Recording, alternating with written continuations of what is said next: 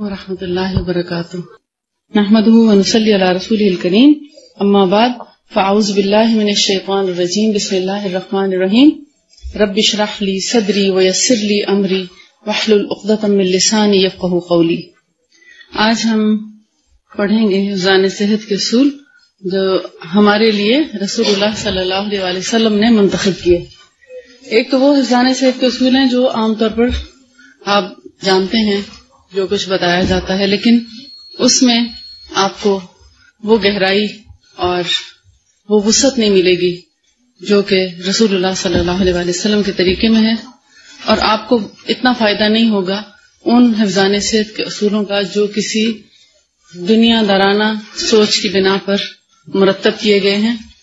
اس کی بجائے اگر آپ رسول اللہ کے بتائے ہوئے طریقے پر عمل کریں تو آپ دیکھیں گے انشاءاللہ نہ صرف یہ کہ اس سے آپ کی صحت بحال ہوگی، صحت برقرار بھی رہے گی اور آپ قوی مومن بن کر زندگی گزار سکیں گے انشاءاللہ۔ فصل نمبر 39 ہے حفظان صحت کے نبوی اصول، پرہیز کے طریقے اور منافع۔ علاج دراصل دو چیزوں پر عمل کرنے کا نام ہے، ایک پرہیز اور دوسرا حفظان صحت۔ کہا جاتا ہے کہ پرہیز علاج سے بہتر ہے۔ اگر آپ پرہیز کر لیں اور دوسرا اپنی صحت کی حفاظت کر لیں تو آپ بیمار ہی نہیں ہوں گے۔ یہ سب سے اچھا علاج ہے۔ دنیا میں کوئی ڈاکٹر آپ کو یہ بات بتاتا ہے کہ آپ بیمار ہونے سے پہلے ان چیزوں کا خیال کر لیں تو آپ بیمار ہی نہیں ہوں گے۔ آپ جب بھی کسی کے پاس جائیں گے وہ آپ کو میڈیسن ہی دے گا، کیونکہ وہ ان کا بزنس ہے نا۔ لیکن جو محبت، شفقت، ہمدردی، انس اور کیئر رسول اللہ کی باتوں میں نظر آتی ہے وہ دنیا میں کسی کی بات میں نظر نہیں آتی۔ ایسا محسوس ہوتا ہے جیسے ایک محبت کرنے والی ماں اپنے بچے کو چھوٹی چھوٹی بات پر بتاتی ہے، بیٹا یہ کام ایسے کرنا ہے، اس وقت ایسے کرنا، فلاں جگہ جا رہے ہو تو ایسے کرو، یہ کام کرنے لگے ہو تو اس کے یہ اور یہ بہترین طریقہ ہے۔ یہ حفظان صحت کے اصول جب آپ پڑھیں گے تو آپ کو رسول اللہ پر بہت پیار آئے گا اور رشک بھی آئے گا، اللہ کا شکر بھی ادا کریں گے کہ یہ وہ طریقے ہیں جو آپ کو کہیں نہ کہیں جھلک تو نظر آتی ہے دنیا میں، مگر اتنے بہترین طریقے سے آپ کو کبھی کسی نے نہیں بتایا ہوگا کہ آپ اپنی صحت کی حفاظت بیمار ہونے سے پہلے کیسے کر سکتے ہیں، اور اگر بیمار بھی ہو جائیں تو پھر اس کا خیال کیسے کرنا ہے، کسی مریض کا خیال کیسے کرنا ہے، یا اپنی صحت اگر خراب ہو جائے تو اس میں آپ کو اپنی صحت کی حفاظت کیسے کرنی ہے تاکہ آپ جلد از جلد ٹھیک ہو سکیں۔ کہتے ہیں کہ ایک تو طریقہ یہ ہے کہ پرہیز کیا جائے، دوسرا صحت کی حفاظت کی جائے، حفظان صحت، اور تیسرا جب کبھی صحت کے گڑبڑ ہونے کا خطرہ ہو تو مناسب استفراغ سے کام لیا جائے۔ استفراغ جسم سے گندے مادوں کو بہترین طریقے پر خارج کر دینا، فارغہ سے ہے نا، فارغ ہونا، فراغت حاصل کرنا، اس میں چاہے عجابت ہو، چاہے پیشاب کی حاجت ہو، یا نوزیا ہو رہا ہے، وامٹ ہونے والی ہے، یا آپ نے کچھ ایسا کھا لیا ہے، پوائزنس چیز آپ نے کھا لی ہے، تو اس میں کیا ہے، اس کو باہر نکال دیا جائے۔ اور اگر جسم کے اوپر سکن پہ کوئی ایسا دانا، پھوڑا، پھنسی، بوائل، پس ہے تو اس کو بھی باہر نکالنا چاہیے، نہ کہ اینٹی بایوٹک کھا کے اس کو خشک کر کے اپنے لیے بڑی بڑی بیماریاں پیدا کرنے کا موجب بنے۔ تو بہترین طریقہ کیا ہے، کہیں پہ پس ہے، گندگی ہے تو اس کو باہر نکالیں۔ کبھی کبھی پھوڑے، پھنسیاں نکل آتی ہیں تو ان کی گندگی کو باہر خارج کرنے کی کوشش کرنی چاہیے۔ یہ سب سے اچھا حفظان صحت کا اصول ہے۔ الغرض طب کا دار و مدار انہی تین قواعد پر ہے، یعنی طب نبوی کا۔ اور پرہیز دو طرح سے ہوتا ہے، ایک بیمار ہونے سے پہلے ایسا پرہیز کہ جس سے بیماری پاس ہی نہ پھٹکے، اور دوسرا پرہیز کہ اگر بیمار ہو گئے ہیں تو پھر اس طریقے سے اپنی صحت کی حفاظت کرنا، اپنا خیال کرنا، ایسی چیزوں سے پرہیز کرنا جو بیماری کو بڑھانے کا باعث ہیں، تاکہ جلد از جلد بیماری سے صحت کی جانب روانہ ہوں۔ ٹھیک ہے، یہ دو طریقے ہیں پرہیز کے، اور پہلے پرہیز کا تعلق تندرست انسانوں سے ہے اور دوسرے کا تعلق بیماروں سے ہے۔ اور اللہ تعالیٰ نے قرآن پاک میں فرمایا وَإِن كُنتُم مَرْضَىٰ أَوْ عَلَىٰ سَفَرٍ أَوْ جَاءَ أَحَدٌ مِّنكُم مِّنَ الْغَائِطِ أَوْ لَامَسْتُمُ النِّسَاءَ فَلَمْ تَجِدُوا مَاءً فَتَيَمَّمُوا صَعِيدًا طَيِّبًا۔ یہ بھی پرہیز بتایا جا رہا ہے قرآن پاک میں کہ اگر تم بیمار ہو یا سفر کر رہے ہو یا تم میں سے کسی کو حاجت ہو اور وہ پخانہ کر کے واپس ہو، یا تم نے عورتوں سے جمع کیا ہو اور تم کو پانی میسر نہ ہو تو پاک مٹی سے تیمم کر لو. کیا ہے؟ اگر یہ اور یہ وجوہات ہیں یا پانی میسر نہیں ہے تو پاکی حاصل کرنے کا بہترین طریقہ کیا ہے کہ تم پاک اور خشک مٹی سے تیمم کر لو. یہ کیا ہے؟ بیسیکلی پرہیز ہے نا، تاکہ اگر کوئی ایسا مقام ہے جہاں شدید سردی ہے، پانی برف بن چکا ہے، اب اگر آپ کو یہ ساری صورت پیش آ گئی ہے، مثلا آپ سفر پہ ہیں، ناردرن ایریاز میں گئے تھے سیر کرنے، بعض دفعہ لوگ ہنی مون منانے جاتے ہیں، وہاں اتنی سردی ہوتی ہے اور بعض اوقات پانی کی اویلیبلٹی نہیں ہوتی ایک مناسب پانی کی جس سے انسان غسل کر سکے. اب ان میں سے کوئی بھی صورت پیش آنے والی ہے، مثلا آپ نے اب دن میں سفر بھی کرنا ہے لیکن آپ کو نہانے کی حاجت بھی ہے، ضروری نہانا ہے، تو آپ کیا کریں گے؟ بس برفیلے پانی سے نہا ہی لیں گے. پھر اگر تو وضو کے لائق پانی ہے، یعنی اتنا پانی ہے کہ وضو کیا جا سکے یا وضو کر کے آپ گزارا کر سکیں تو آپ وضو بھی کر سکتے ہیں. اور اگر وضو کے لیے بھی مشکل ہے، ایسا نہ ہو کہ اس کی وجہ سے ٹھنڈک اتنی پہنچے جسم کو کہ گھر جانے تک طبیعت بہت خراب ہو چکی ہو، تو بہتر ہے تیمم کر کے، مگر نماز نہیں چھوڑنی. کیسی ہی حالت کیوں نہ ہو، نماز کی رخصت نہیں ہے. نہ اگر غسل کر سکیں تو پھر تیمم کر کے بھی نماز ضرور پڑھیں. پھر گھر جائیں، جو سہولیات ہیں جب آپ کو میسر ہوں تو پھر غسل کر کے اگلی نمازیں شروع کریں، لیکن ان نمازوں کو دہرانے کی ضرورت بھی نہیں. اب یہ ہے پرہیز کا طریقہ. یہیں سے قیاس کیا گیا اور سنت سے پھر ہمیں پتہ چلتا ہے کہ مختلف بیماریوں میں مختلف چیز کا پرہیز ہوتا ہے، ہونا چاہیے. بہت سے لوگوں کا یہ گمان ہے کہ اللہ کی ہر چیز جو ہے وہ فائدہ مند ہے اور کسی بھی بیماری میں کچھ بھی پرہیز کرنے کی ضرورت نہیں، ایسا سمجھا جاتا ہے. بہت سے لوگ ایسے سمجھتے ہیں. لہذا بیماری کچھ بھی ہو، وہ روٹی بھی کھائیں گے، وہ ٹھنڈی چیزیں بھی استعمال کر رہے ہوں گے، کھٹی چیزیں بھی استعمال کر رہے ہوں گے کہ جی اللہ جب چاہے گا شفا دے دے گا، اب رزق ہے اللہ کا، کھا لیتے ہیں. تو یہ انتہائی نادانی کی بات ہے. کچھ بیماریوں میں مخصوص چیزوں کا پرہیز ہوتا ہے، یا نمونیا میں سردی سے خیال کیا جاتا ہے، اور اسی طرح ٹائیفائڈ میں بھی روٹی کا اور اس طرح کی ثقیل چیزوں کا خیال کیا جاتا ہے تاکہ ایسی چیز جسم کے اندر جائے کہ جو آسانی سے ڈائجسٹ ہو کے جسم سے فضلات خارج ہوتے رہیں. اسی طرح ہر بخار میں اگر روٹی کا پرہیز کر کے مریض کو جو کا دلیا کھلانا شروع کر دیں تو بیماری بہت شارٹ ہو جاتی ہے، اس کا ڈیوریشن بہت کم ہو جاتا ہے. لیکن ٹائیفائڈ ایک ایسی بیماری ہے، شاید میں نے آپ سے ذکر کیا ہو، کہ جس میں اگر 3 دن تک کھانا بند کر دیں، کچھ بھی جس کو ہم کہتے ہیں نا کھانے کی چیز اگر بند کر دی جائیں اور صرف پینے کی چیزیں استعمال کی جائیں تو بخار ہفتے سے پہلے ٹھیک ہو جاتا ہے.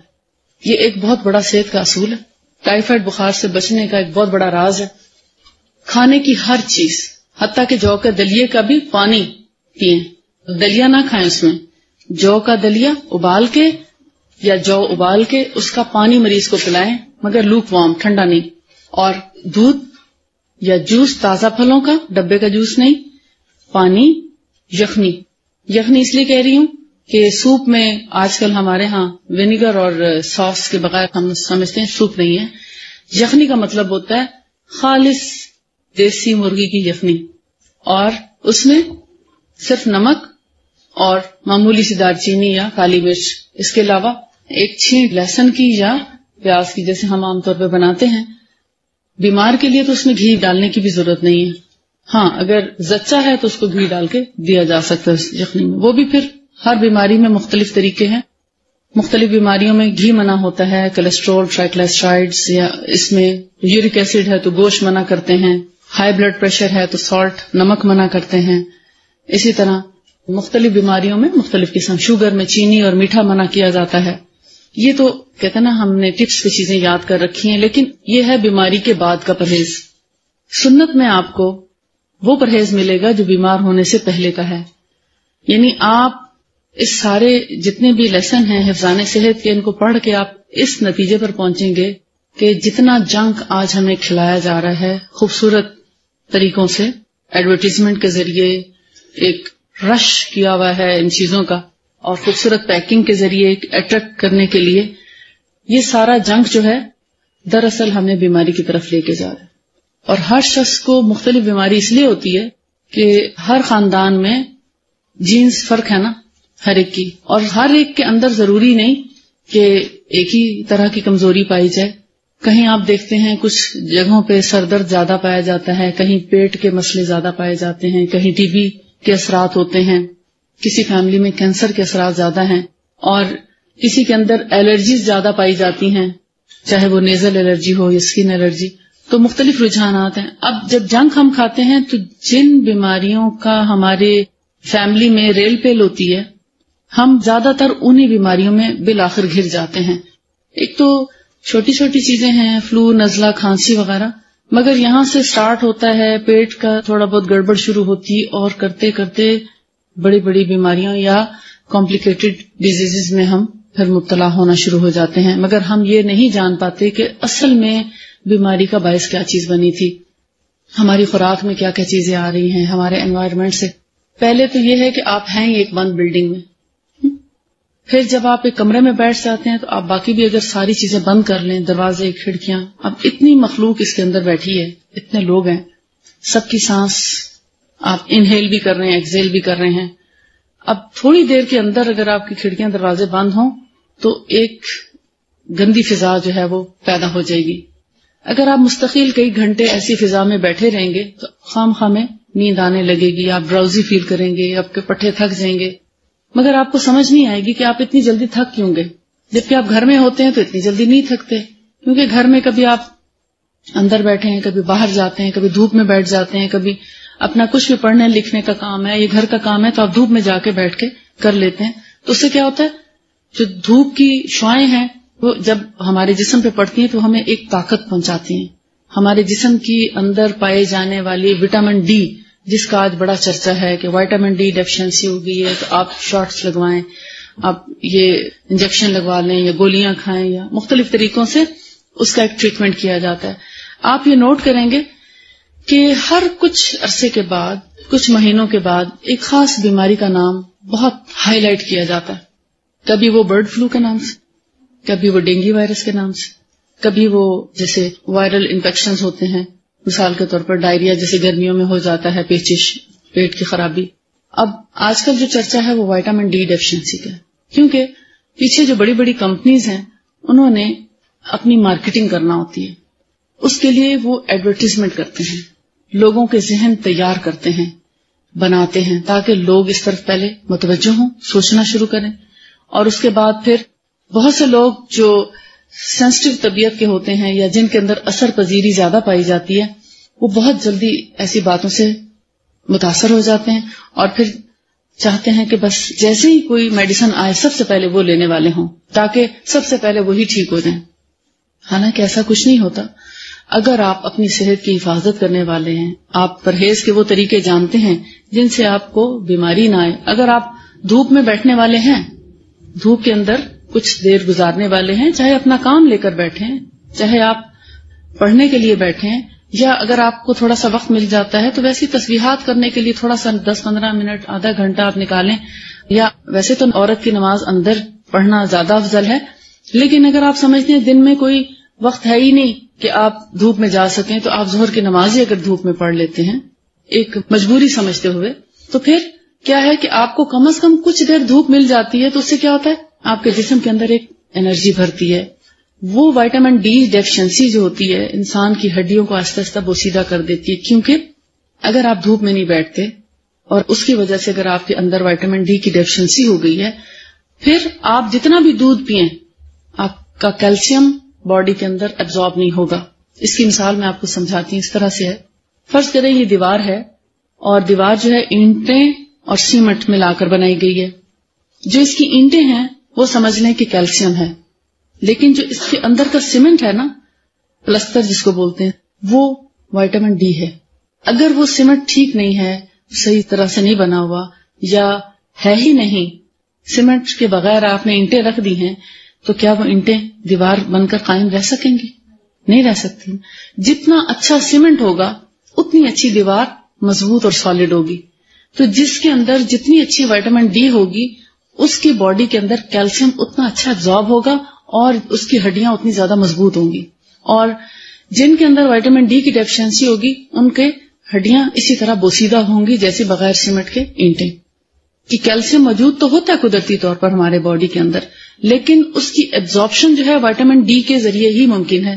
اگر وائٹامن ڈی نہیں ہے تو آپ کی کیلشیم بیکار ہے، اور آہستہ آہستہ اس میں بھی سوراخ ہوتے ہوتے بوسیدہ ہوتے ہوتے آسٹیوپروسس شروع ہو جاتا ہے، اور دردیں اور آرتھرائٹس، اور عورت بہت جلدی بوڑھی ہو جاتی ہے. عورت کا نام اس لیے لیا جاتا ہے، عورت کو ہر مہینے مینسز ہوتے ہیں، اس سے اس کو ویکنیس ہوتی ہے، پھر اس کے بعد اس کو اچھی خوراک کی ضرورت ہوتی ہے. پھر عورت نے بچے پیدا کرنے ہیں. جب ایک بچہ بھی پیدا ہوتا ہے تو وہ اس کے جسم کے ہر حصے کی ایک طرح سے سمجھیں طاقت جو ہے وہ اپنے اندر پیدا کرتا ہے، اسی لیے ایک بچہ پیدا ہوتا ہے. یعنی خون سے وہ انرجی بچے کو ملتی ہے، ماں کے خون سے ہی بچے کا خون بنتا ہے، اور ماں کے خون سے ہی بچہ پورے کا پورا اللہ تعالیٰ تخلیق کرتا ہے. اب جب ماں کے خون سے اتنی چیز نکلی ہے کہ ایک بچہ پیدا ہوا ہے تو کیا ماں کو کمی نہیں ہوگی؟ مختلف چیزوں کی کمی ہو جائے گی نا. ہمارے ہاں ڈاکٹرز کیا کرتے ہیں؟ آئرن کی ٹیبلٹس، یہ کیلشیم کی، یہ وٹامن، یہ سب کچھ لیں. یہ نہیں کہیں گے کہ آپ کھانے میں یہ اور یہ چیزیں لے لیں. غذا نہیں آپ کو بتائیں گے. کیوں؟ اگر غذا بتائیں گے تو ان کی دوائیاں کیسے بکیں گی؟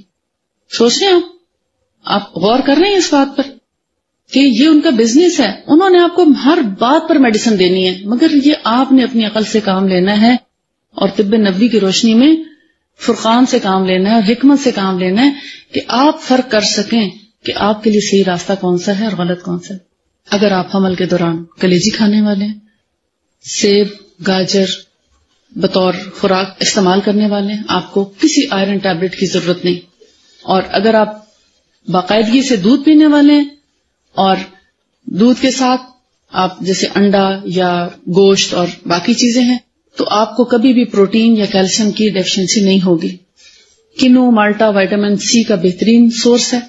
لیمن جوس جو ہے کھانے کے اوپر اگر آپ چند قطرے بھی ٹپکا لیتے ہیں تو کھانا بھی آپ کو ایزیلی ڈائجسٹ ہوگا، وہ کھانا آپ کو جلن نہیں کرے گا، آسانی سے ہضم ہوگا، اور وائٹامن سی کی بھی ڈیفیشنسی نہیں ہوگی. دھوپ میں اگر آپ کچھ دیر بیٹھتے ہیں آپ کو وائٹامن ڈی نہیں چاہیے مزید.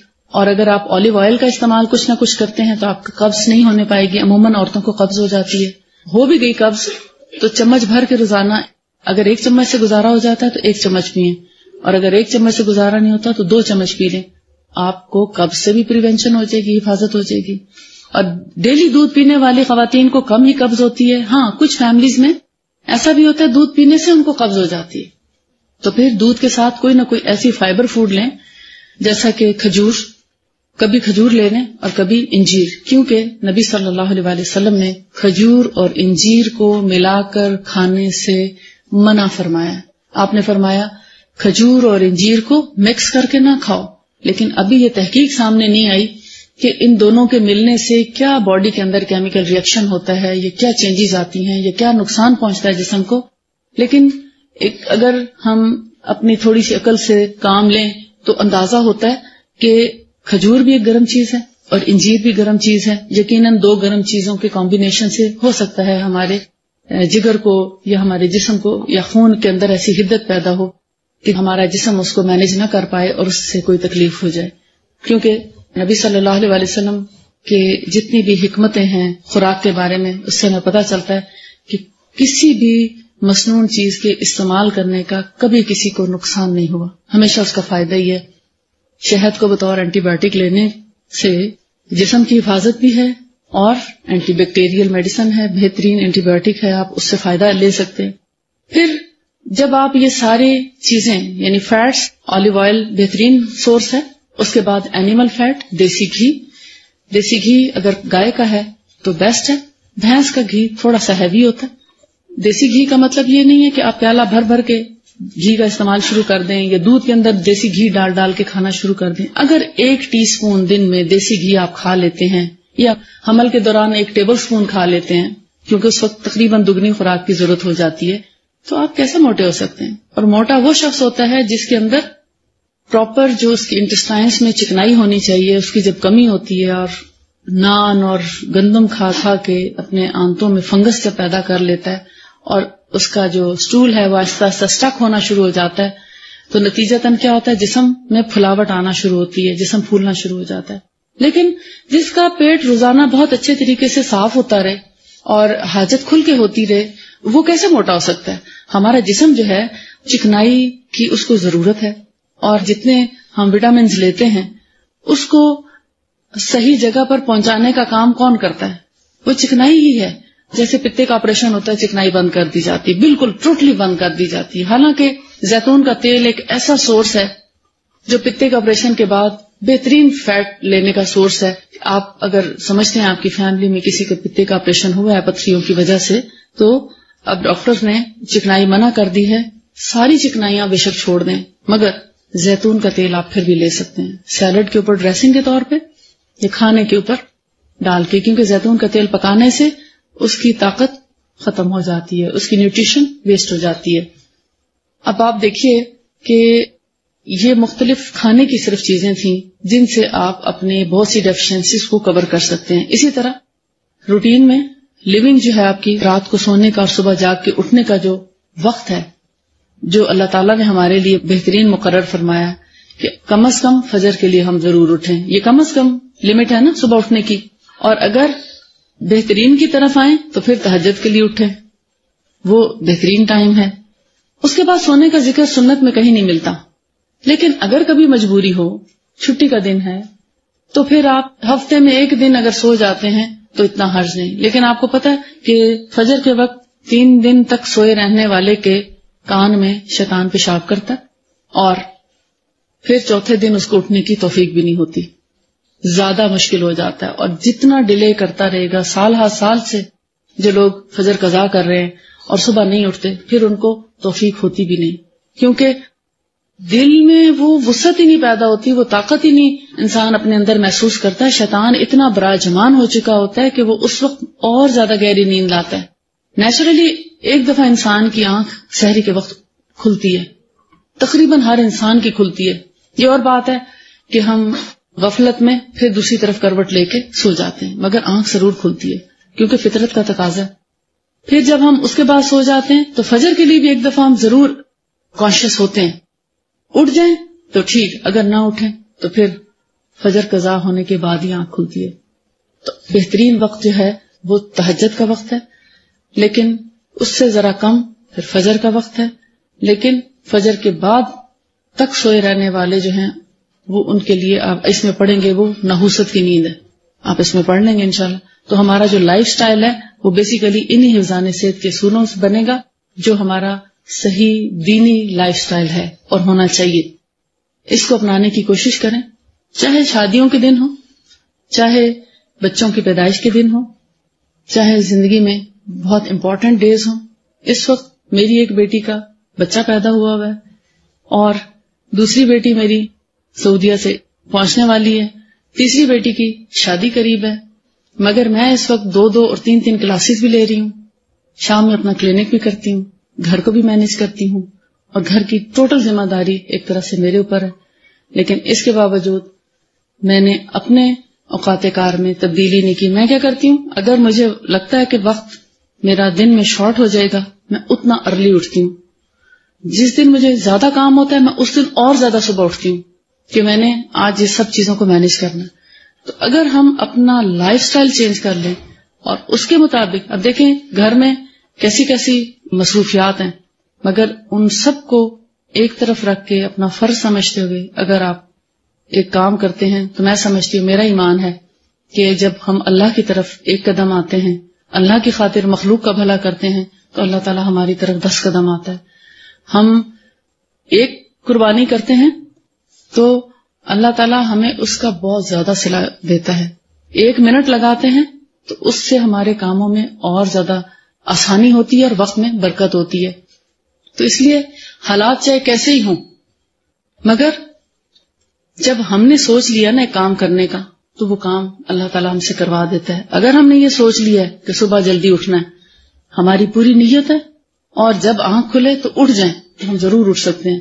لیکن صبح اٹھنے کا بہترین طریقہ یہ ہے، بہت سے لوگ پوچھتے ہیں ہم صبح کیسے اٹھیں، ہماری آنکھ نہیں کھلتی. آنکھ کھلتی ہے، ہم دوبارہ سو جاتے ہیں.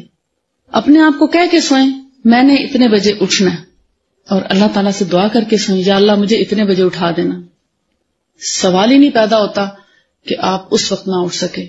میں نے زندگی میں کبھی الارم نہیں لگایا، اور مجھے مطلب شادی سے پہلے بھی الارم ہی سمجھا جاتا تھا، کیونکہ جب میں یہ سوچ کے سوتی تھی کہ میں نے اتنے بجے اٹھنا ہے اور سحری میں نے بنانی ہے، تو پھر میں اٹھ جاتی تھی اور سب کو جگاتی تھی. اور آج تک میرا وہی طریقہ ہے، اور میں کبھی الارم کے ساتھ نہیں اٹھی. رمضان ہو، رمضان کے علاوہ دن ہو، کیسے دن ہو، مطلب میں اپنی مثال اس لیے کہ آپ کے سامنے زندہ مثال ہوں کہ اگر آپ بھی چاہیں کہ آپ صبح 5 بجے اٹھ رہے ہیں یا 5 بجے اٹھنا چاہتے ہیں تو آپ اٹھ سکتے ہیں. تو پھر آپ کے کاموں میں اللہ برکت ڈالے گا، اور دن بھر کے سارے کام، وہ کام جو دن میں لوگوں کے انٹریکشن کی وجہ سے آپ لیٹ ہو جاتے ہیں، کبھی کال آ جاتی ہے، کبھی کوئی آ جاتا ہے، کبھی کسی کا کام، کوئی اور مدد مانگ لیتا ہے آپ سے، کوئی بات کرنا چاہتا ہے، تو آپ کہتے ہیں بھئی میرے پاس اب ٹائم نہیں ہے.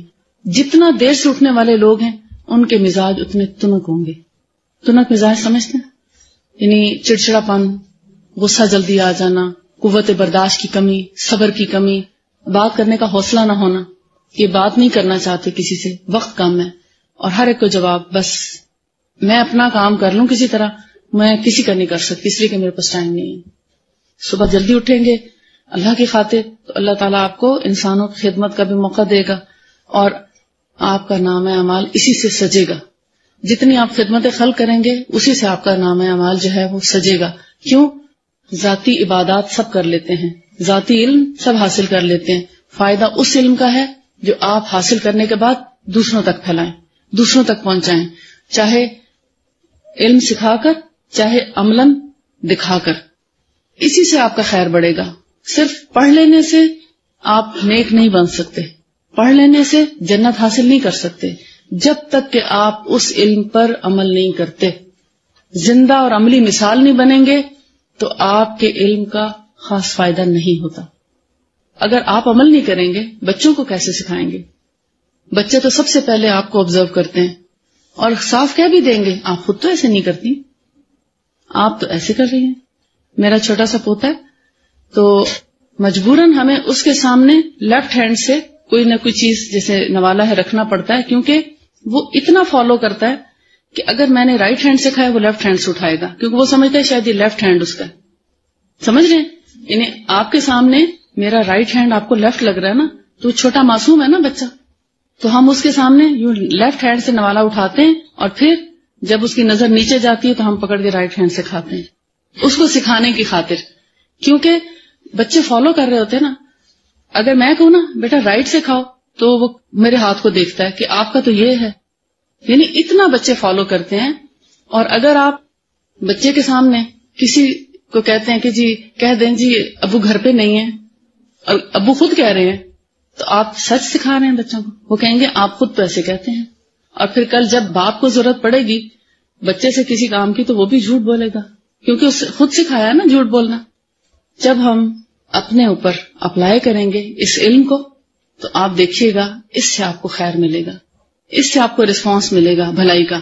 ہمارے معاشرے سے خیر کیوں ختم ہوا؟ ہم علامہ تو ہیں، خطیب تو ہیں، بتانے والے تو ہیں، مگر کرنے والا کوئی بھی نہیں ملتا. سبھی چاہتے ہیں ہم خطیب بن جائیں، علامہ بن جائیں، اسکالر بن جائیں، عالم بن جائیں، فاضل بن جائیں، مگر صرف بتانے والے ہوں. بڑی آئیڈیل سوچ ہے. اللہ کو کیا جواب دیں گے؟ ایک جاہل سے تو 1 دفعہ پوچھا جائے گا، عالم سے 7 دفعہ پوچھا جائے گا ایسا کیوں نہیں کیا تھا، یہ کام تم نے خود کیوں نہیں کیا، لم تقولون ما لا تفعلون. تو جو حفظان صحت کے اصول پڑھیں، جو طب نبوی سے پڑھیں، جو قرآن سے پڑھیں، جو احادیث سے پڑھیں، وہ سمجھیں کہ یہ میرے لیے اور آج ہی میں نے اس پر عمل کرنا ہے. جب آپ یہ تہیہ کر لیں گے نا کہ اس چیز پر میں نے آج ہی عمل کرنا ہے تو سمجھ لیں کہ آپ نے عمل کیا اور آئندہ بھی کر پائیں گے. اگر آج آپ نے عمل نہیں کیا پھر کبھی عمل کا موقع نہیں آئے گا. آئیے ہم حدیث پڑھتے ہیں پرہیز کے بارے میں. آپ صلی اللہ علیہ وآلہ وسلم حضرت ام المنذر بنت قیس انصاریہ کے گھر تشریف لے کر گئے. پیج نمبر 151 پہ ہے. وہ بیان کرتی ہیں ام المنذر کہ آپ نے بیان کیا کہ رسول اللہ میرے یہاں تشریف لائے. آپ کے ہمراہ حضرت علی بھی تھے جو بیماری کی وجہ سے کمزور اور ناتواں تھے. بتایا نہیں کون سی بیماری، لیکن آشوب چشم تھی. ہمارے یہاں کھجور کے خوشے لٹکے ہوئے تھے. کھجور کے خوشے آپ سمجھتے ہیں؟ وہ جو بڑی بڑی گچھے ہوتے ہیں کھجور کے، بھرے ہوئے ہوتے ہیں کھجوروں سے. تو عرب میں رواج تھا کہ لٹکا دیا کرتے تھے کھجوروں کو.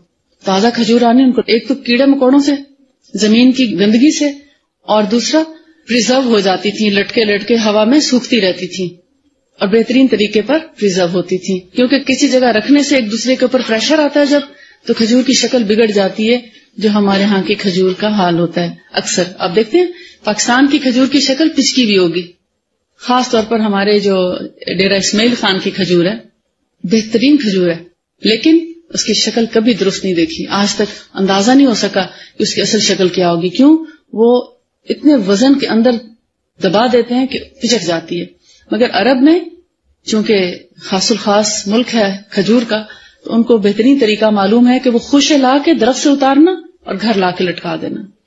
ایک تو ڈیکوریشن، دوسرا جب دل چاہے آرام سے اٹھانے میں سہولت، اور تیسرا مہمان نوازی بھی، کہ جس کا دل آئے کھائے اور چائے، اور جو بچ جائے اس کو پھر خشک کر کے پرزرو کر لیتے. جب خشک ہو جاتی چیز پھر جتنا بھی اس کا منو وزن بھی ہو تو وہ اپنی شکل نہیں تبدیل کرتی. تو اسی طرح اس صحابیہ کے گھر میں بھی کھجور کے گچھے لٹکے ہوئے تھے. تو رسول اللہ جب آئے تو حضرت علی بھی ان کے ساتھ تھے، تو آپ نے کھڑے ہو کر کھجوریں کھانا شروع کر دی. اس سے کیا پتا چلتا ہے؟ تھوڑی بہت چیز کبھی کھڑے ہو کے کھائی جا سکتی ہے، لیکن کھانا بیٹھ کے کھانا اچھی بات ہے. جب نبی صلی اللہ علیہ وسلم کھانے لگے تو حضرت علی بھی اس سے، یعنی ان کھجور کے گچھوں سے چن کر کھانے لگے. اس پر رسول اللہ صلی اللہ علیہ وسلم نے فرمایا حضرت علی کو مخاطب کر کے کہ اے علی، تم بہت ناتما ہو، یعنی ابھی بہت کمزور ہو. یہاں تک کہ حضرت علی نے کھانے سے ہاتھ کھینچ لیا، نہ چاہتے ہوئے بھی چھوڑ دیا، پرہیز کیا. آپ نے پرہیز کرایا کہ کھجور اس وقت تمہارے لیے مناسب نہیں. راویہ بیان کرتی ہیں کہ میں نے جو اور چقندر کی آمیزش سے ایک آش تیار کی، یعنی ایک ڈش تیار کی تھی. جو اور چقندر مکس کر کے ایک کھانا بنایا تھا، اسے میں آپ کے پاس لے کر آئی. رسول اللہ صلی اللہ علیہ وآلہ وسلم نے حضرت علی سے فرمایا کہ اسے لو، یہ تمہارے لیے بہت نفع بخش ہے. دوسرے لفظوں میں یہ مذکور ہے کہ اس میں لگ جاؤ کیونکہ یہ تمہارے لیے زیادہ مناسب ہے. بیماری کیا تھی؟ اصل میں آشوب چشم تھا. آشوب چشم آپ سمجھتے ہیں جس میں آنکھیں دکھنے آ جاتی ہیں، سرخ ہو جاتی ہیں، پانی بھی گرتا ہے اور اریٹیشن بھی، خارش بھی ہوتی ہے اور بہت ریڈ ہو جاتی ہیں، آئس گل جاتی ہیں. ایسی بیماری میں اگر کھجور کھائی جائے تو وہ اس میں اضافہ کر دیتی. جیسے آپ نے محسوس کیا ہوگا جب آپ کے چہرے پہ دانے نکلتے ہیں، پمپلز نکلتے ہیں، تو کھجور کھانے سے اس میں تھوڑا سا اضافہ ہوتا ہے. کیونکہ کسی بھی انفیکشن، سکن کا اسپیشلی اگر انفیکشن ہے تو کھجور کی زیادہ مقدار 1، 2 یا میکسیمم 3 دانے اگر کھا لیں تو اتنا حرج نہیں، لیکن زیادہ مقدار میں کھانے سے اس چیز کو گلانے میں مدد دیتی. کیونکہ اس کے اندر ایک خاصیت یہ ہے کہ یہ چیز کو ملائم کر کے باہر نکالتی، اسی لیے ایزیلی ڈائجسٹ بھی کرتی ہے کھانے کو اور خود بھی آسانی سے ہضم ہوتی ہے، کہ ایک طرح سے ڈائریٹک کا کام کرتی ہے. یورین بھی اس سے بہتر طور پہ آتا ہے اور سٹول بھی اچھے طریقے سے آ جاتا ہے. یورین تب آتا ہے جب اس کے ساتھ پانی کا استعمال کیا جائے یا دودھ کا، کیونکہ اچھا فائبر ہے یہ. مگر آشوب چشم میں، پھوڑے پھنسیوں میں، اسکن الرجیز میں، نیزل الرجی میں کچھ نہیں کہتی، اسکن الرجیز میں اس کا استعمال کم ہونا چاہیے، زیادہ نہیں. یعنی اگر روزہ ہے تو 1 دانے سے آپ روزہ کھول سکتے ہیں، لیکن زیادہ کھجوریں نہ کھائیں. سنن ابن ماجہ میں حضرت صہیب سے ایک روایت مذکور ہے. انہوں نے بیان کیا کہ میں رسول اللہ صلی اللہ علیہ وآلہ وسلم کے پاس آیا، آپ کے آگے روٹی اور کھجور رکھی ہوئی تھی. آپ نے مجھ سے فرمایا کہ قریب آ جاؤ اور کھاؤ. میں نے ایک کھجور اٹھائی اور کھانے لگا تو آپ نے فرمایا کہ تم کھجور کھا رہے ہو جبکہ تم کو آشوب چشم ہے. میں نے عرض کیا اے اللہ کے رسول، میں دوسری جانب سے کھا رہا ہوں. یہ سن کر رسول اللہ صلی اللہ علیہ وآلہ وسلم مسکرا پڑے. یعنی انہوں نے فرمایا کہ جو کی روٹی تو تم کھا سکتے ہو مگر کھجور زیادہ نہیں کھا سکتے، بس جیسے اگر 1 دانہ لیا تو کافی ہے. اب دیکھیں وہ لوگ کھجور بطور سالن کے بھی کھا لیتے تھے، کوئی بھی فروٹ بطور سالن کے کھا لیتے تھے. ہمارے ہاں جیسے گاؤں دیہاتوں میں آم اور خربوزہ اور یہ چیزیں جو ہیں ان کو بطور سالن کے کھا لیا جاتا ہے، دہی کے ساتھ، دودھ کے ساتھ، لسی کے ساتھ. اور یہ بہترین طریقہ ہے کیونکہ مسلسل سالن کھاتے رہنے سے آخر کار سینے میں جلن شروع ہو جاتی ہے. تو کچھ لوگ ایسے ہیں جو صبح دوپہر شام سالن کے ساتھ ہی روٹی کھاتے ہیں، فروٹ خاص نہیں کھاتے، تو اس سے کیا ہوتا ہے پھر جلن کی کیفیت شروع ہو جاتی ہے. تو بہتر ہے کہ کسی ایک وقت میں بغیر سالن کے کھانا کھایا جائے تاکہ جو مرچیں ہم مسلسل پہنچا رہے ہیں جسم کے اندر اس کا تھوڑا سا ازالہ ہو جائے. یہ ایک محفوظ حدیث ہے، رسول اللہ صلی اللہ علیہ وسلم سے مروی ہے کہ معدہ بدن کا حوض ہے جس سے بدن کی تمام رگیں لگی ہوتی ہیں. جب معدہ صحیح ہوتا ہے تو رگیں صحت کے ساتھ رطوبت لے کر چلتی ہیں، اور جب معدہ تندرست نہ ہو تو رگیں بیماری لے کر بدن میں چلتی ہیں. یعنی اگر گیسٹرک پرابلم ہے یا السر ہے یا سٹمک اپسٹ ہے تو کیا ہوگا؟ پورا جسم ہی ایک طرح سے بیماری کا احساس کرنے لگتا ہے، سارا جسم ہی تھکا تھکا اور اس کے اندر صحت مند خون نہیں پہنچتا. لیکن اگر معدہ ٹھیک ہے، کھانا ایزیلی ڈائجسٹ ہو رہا ہے تو آپ اپنے آپ کو فریش فیل کرتے ہیں. اب جو حضرت علی کو حضرت محمد صلی اللہ علیہ وسلم نے کھجور کھانے سے روکا تو اس میں جو بہترین اصول تھا وہ پرہیز کا تھا کہ اگر تم کھجور سے پرہیز کرو گے تو تم آشوب چشم سے جلدی فارغ ہو جاؤ گے، اس بیماری سے نجات مل جائے گی جلدی. اور اگر وہ کھاتے رہتے کھجوریں تو پھر کیا ہوتا؟ ہو سکتا ہے آشوب چشم مزید بڑھ جاتا. ٹھیک ہے. زید بن اسلم نے بیان کیا کہ فاروق اعظم حضرت عمر نے اپنے ایک مریض کو پرہیز کرایا، یہاں تک کہ مریض پرہیز کی سختی کی وجہ سے کھجور کی گٹلیاں چوسا کرتا تھا. پیج نمبر 154 پہ آپ دیکھیں، کھانا اس کے لیے بالکل منع کر دیا گیا. اب یہ معلوم نہیں ہے کہ بیماری کون سی تھی. وہ کہتے ہیں کہ صرف دل کی تسلی کے لیے تم کھجور مت کھاؤ، کھجور کی گٹھلی سے جو معمولی سا میٹھا لگا ہوتا ہے بس وہ کھاؤ. تو اتنا پرہیز کرایا کہ کھانا بند کرا دیا اور وہ کھجور کی گٹھلی چوس چوس کے دن گزارا کرتا تھا. یعنی ایسا بھی سخت پرہیز کرایا گیا ہے. اب آپ کو کلیئر ہوا کہ پرہیز کتنا ضروری ہے. اگر موشن اور ڈائریا ہو تو کیا آپ تربوز اور خربوزہ اور انگور کھائیں گے؟ پرہیز کرنا چاہیے نا. پیٹ خراب ہے تو خربوزہ، تربوز، انگور، کھیرا، ان چیزوں کا خیال رکھنا چاہیے، کم استعمال کرنا چاہیے. اور کھانے کے بعد پانی پینا بھی بہت لوگوں میں بیماری پیدا کرتا ہے. ایک آدھا گھونٹ پینے میں اگر نوالا اٹکا ہوا ہے تو کوئی حرج نہیں، یہ عادت نہ بنائیں. کبھی کبھار پینے سے کوئی حرج نہیں ہوگا. جیسے رمضان میں آپ افطاری یا سحری کے بعد کچھ نہ کچھ پانی پی لیتے ہیں تو آپ کو اس لیے کچھ نہیں کہتا کہ سارا دن پھر آپ پانی بھی تو نہیں پیتے اور رات کو بھی پھر آپ سو جاتے ہیں، تو اس لیے وہ ڈائجسٹ ہو جاتا ہے. لیکن اگر روٹین میں آپ کھانے کے بعد پانی پیتے رہیں تو کیا ہوگا؟ معدہ آہستہ آہستہ سٹمک اپسٹ ہو جائے گا. اور خاص طور پر نرسنگ مدر جو دودھ پلانے والی مائیں ہیں، اگر وہ اپنے کھانے کے بعد پانی پی لیں تو ان کا دودھ بچے کے پیٹ میں کولک کرتا ہے. اکثر بچے کولک ہوتے ہیں جن کے پیٹ میں درد ہوتا ہے. آپ میں سے کچھ لوگوں کو واسطہ پڑا ہوگا، ابھی زیادہ کو نہیں پڑا ہوگا، لیکن آئندہ کے لیے اگر آپ اپنے پاس اصول لکھ لیں کہ دودھ پلاتے وقت خاص کر یعنی جو دن دودھ پلانے کے ہوں اس میں کھانے کے بعد 1 گھنٹے تک پانی نہیں پینا چاہیے. اگر پانی پینا بھی ہو تو پھر 1 گھنٹے کے بعد پئیں اور پھر جتنا دل چاہے پئیں. کھانے کے بعد پانی پینے کا پرہیز 1 سے 1.5 گھنٹے تک میکسیمم ہے. اس کے بعد آپ جتنا بھی پانی پیئیں گے اس سے آپ کو کوئی نقصان نہیں پہنچے گا، کوئی تکلیف نہیں ہوگی. لیکن اگر کھانے کے فوراً بعد پانی پیئیں گے تو آپ کو کوئی نہ کوئی پرابلم ہو سکتی ہے. اگر فوری طور پر نہیں بھی تو اس کے آفٹر ایفیکٹس آپ کبھی نہ کبھی ضرور محسوس کریں گے. تو بہتر ہے اس بیماری کے آنے سے پہلے اگر آپ پرہیز کر لیں اور کھانا بہترین طریقے پر کھائیں تو آپ کو یہ پرابلم کبھی ہوگا نہیں. بہترین دودھ ہوگا اور بچہ بھی بہت ہیلدی اور صحت مند ہوگا. خوب وزن بڑھے گا ایسے بچے کا جو ماں اپنے کھانے میں اس ترتیب کا خیال رکھے. کھانے سے پہلے پانی پی لیں. کھانے کے درمیان پانی پینا بھی اتنا پسندیدہ نہیں، سوائے اس صورت کو کہ آپ کو کھانا بہت ہی خشک لگ رہا ہے اور حلق میں اٹک رہا ہے تو پھر آپ ایک سپ لے کے اس کو نگل لیں. لیکن سب سے عمدہ طریقہ یہ ہے کہ کھانے سے پہلے پانی پیا جائے اور پھر کھانے کے 1 گھنٹے کے بعد پانی پیا جائے. اور اگر آپ کو بعد میں خشکی یا کچھ ایسا محسوس ہو بھی تو کوئی ہلکی پھلکی تھوڑی سی میٹھی چیز رکھ لیں، 1 بائٹ جتنی. پھر ہم بول بھر بھر کے آئس کریم جب کھاتے ہیں تو اس سے کیا ہوتا ہے؟ معدہ ہیوی ہو جاتا ہے اور بہت دیر تک پھر بھوک نہیں لگتی، دل نہیں چاہتا کچھ کھانے کو. کھانے کے بعد آئس کریم، ٹھنڈی چیز کھانا یا تیز گرم چیز پینا، چاہے وہ چائے ہو، قہوہ ہو، سخت نقصان دہ.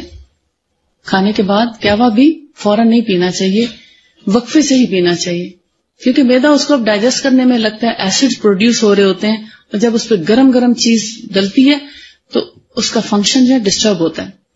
تو یہ صحت کا بہترین اصول ہے کہ کھانے کے فوراً بعد اول تو پانی بھی نہ پئیں. کولڈ ڈرنکس تو انتہائی مضر ہے. ہمارے ہاں وہ کھانا مکمل ہی نہیں سمجھا جاتا جس میں کولڈ ڈرنک نہ ہو. اور اسپیشلی اگر کوئی شادی بیاہ کا ہے تو اس میں تو کہتے ہیں کہ ان کی مہمان نوازی مکمل ہی نہیں جب تک یہ کولڈ ڈرنک نہ پلائیں. آپ چاہے ان کو سوپ پلائیں، چاہے ان کو کچھ اور کھلائیں، جتنا اچھا کھانا کھلائیں، اگر ساتھ میں کولڈ ڈرنک نہیں، سردی ہو یا گرمی ہو، کولڈ ڈرنک ہونا ضروری ہے. ایسی وبا کے طور پر آ گئی ہے کہ جس کی جتنی مذمت کی جائے کم ہے، کیونکہ اس سے بہت زیادہ بیماریاں پیدا ہو رہی ہیں. اگر آپ اپنے لیے کچھ اور پسند کرتے ہیں، دوسروں کے لیے کچھ اور، تو آپ میرا خیال ہے دوغلی پالیسی پہ ہیں. ایسے ہی اگر میں اپنے لیے یہ پسند کرتی ہوں کہ میں کھانا اس طریقے سے کھاؤں، اور میں نے اگر ایک چیز سیکھی ہے اور میں اس پر قائم نہیں ہوں، تو مجھے دیکھ کر بہت سے لوگ بھی پھر اس غلط پالیسی کو اپنا لیں گے. اس لیے آپ نے اگر کھانے کا ایک بہترین اصول سیکھا ہے تو آپ اس پر کاربند رہیے، تاکہ ایک تو آپ کی اپنی صحت اچھی ہو، اور پھر جو دوسرے آپ کو دیکھ کر کھا رہے ہیں وہ بھی آپ سے کچھ نہ کچھ سیکھ کے ہی جائیں. کسی بھی محفل میں جب آپ کھانا کھائیں تو ان کے لیے آپ ایک عملی مثال بن کر بیٹھیں، تاکہ وہ آپ سے سیکھیں کہ جو آپ نے علم حاصل کیا ہے وہ کیسا ہے، اس کی ایک جھلک آئے آپ کے کھانے کے انداز میں. تو یہ آپ کی عملی تبلیغ ہو جائے گی. اور پھر جب آپ سے کوئی کویسچن کرے کہ آپ یہ کیوں نہیں لے رہے، تو آپ بڑے پیار سے اس کو بتائیں کہ یہ اور یہ وجوہات ہیں. بیمار ہونے سے پہلے پرہیز کرنا علاج کرانے سے زیادہ بہتر ہے.